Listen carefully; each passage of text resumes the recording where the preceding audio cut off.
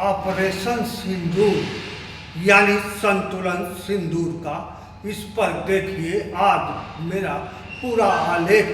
देखिए, सुनिए और इस पर गर्व कीजिए। पहलगाम आतंकी हमले के जवाब में भारतीय सेना द्वारा ऑपरेशन सिंदूर के तहत आतंकवादियों के ठिकानों पर हमला किया गया। भारतीय सेना सीधे तौर पर कह रही है कि वह पाकिस्तान के खिलाफ कोई कार्रवाई नहीं किया, बल्कि आतंकवादियों के खिलाफ कार्रवाई कर रहा है।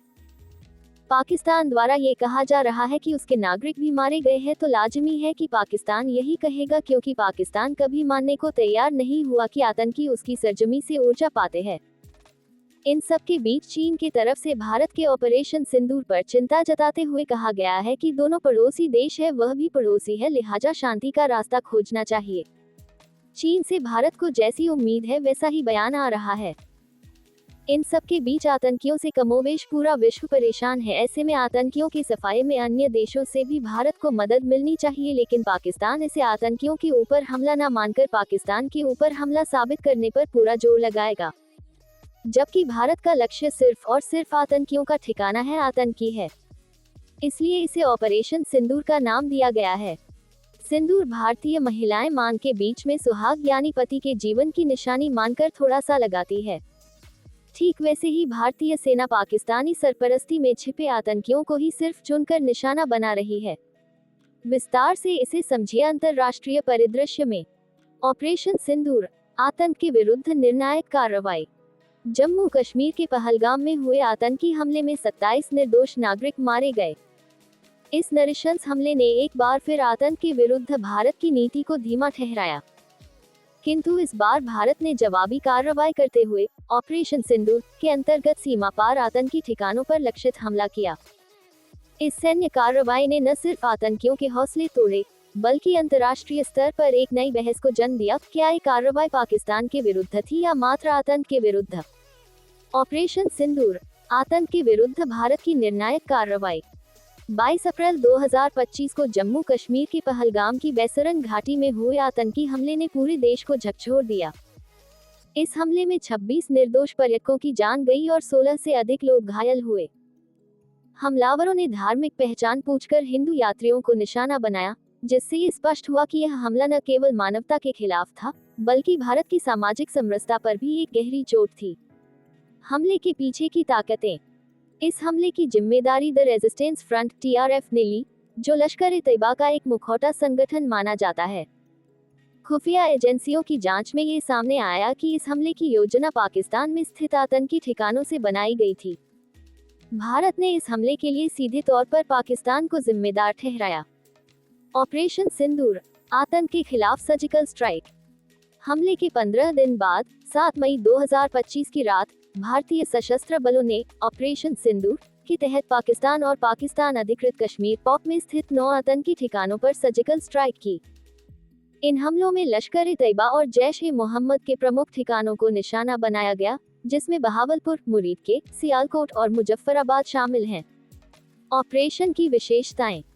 संयुक्त अभियान। ये ऑपरेशन भारतीय सेना, वायुसेना और नौसेना का संयुक्त प्रयास था, जिसमें सटीक हथियार प्रणालियों का उपयोग किया गया।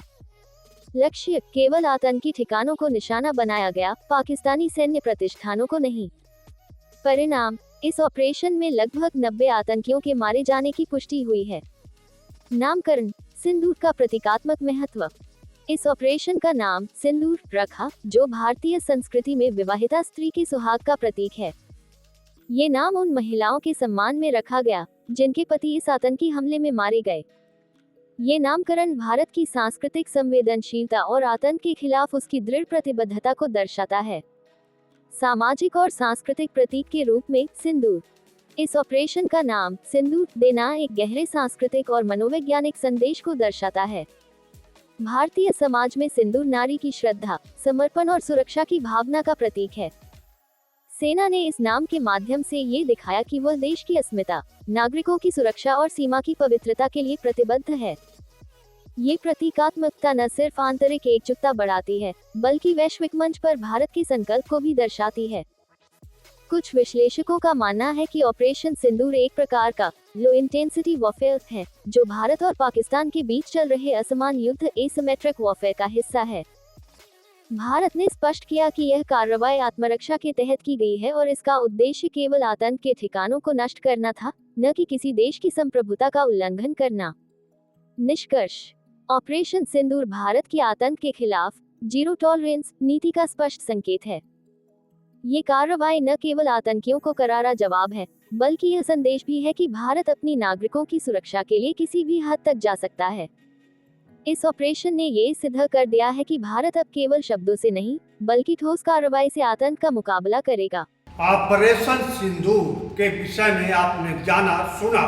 अब एक आध्यात्मिक धार्मिक कहानी सुन लीजिए। कहानी या घटना सुन लीजिए। बजरंगबली हनुमान जी ने सीता मैया से पूछा कि आपने यह जो मांग में पहना है इसे क्या कहते हैं। उन्होंने सीता मैया ने बताया कि बजरंगबली इसे सिंदूर कहते हैं। तो बजरंगबली ने पूछा कि माता आप इसको अपने मांग में क्यों लगाती हैं। तब सीता मैया ने जवाब दिया कि बजरंगबली जी, हनुमान जी, इससे प्रभु रामचंद्र जी खुश होते हैं, इसीलिए हम सिंदूर लगाते हैं।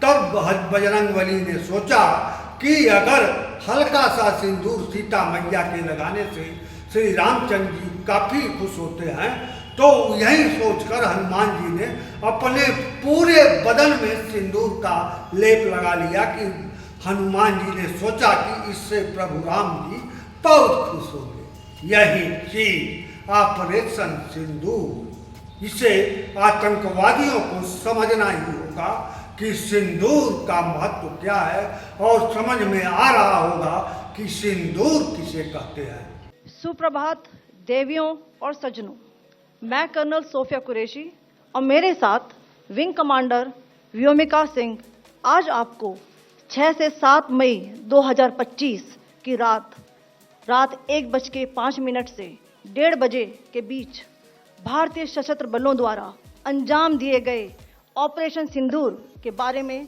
जानकारी देंगे। ऑपरेशन सिंदूर 22 अप्रैल को पहलगाम में हुए विभत्स आतंकवादी हमले के शिकार मासूम नागरिकों व उनके परिवारों को न्याय देने के लिए लॉन्च किया गया था। इस कार्रवाई में 9 टेररिस्ट कैंप्स को टारगेट किया गया और पूरी तरह से इसे बर्बाद किया गया। पाकिस्तान में पिछले 3 दशकों से टेरर इंफ्रास्ट्रक्चर का निर्माण हो रहा है। इसमें recruitment, indoctrination centres, training areas व लॉन्च पैड शामिल थे।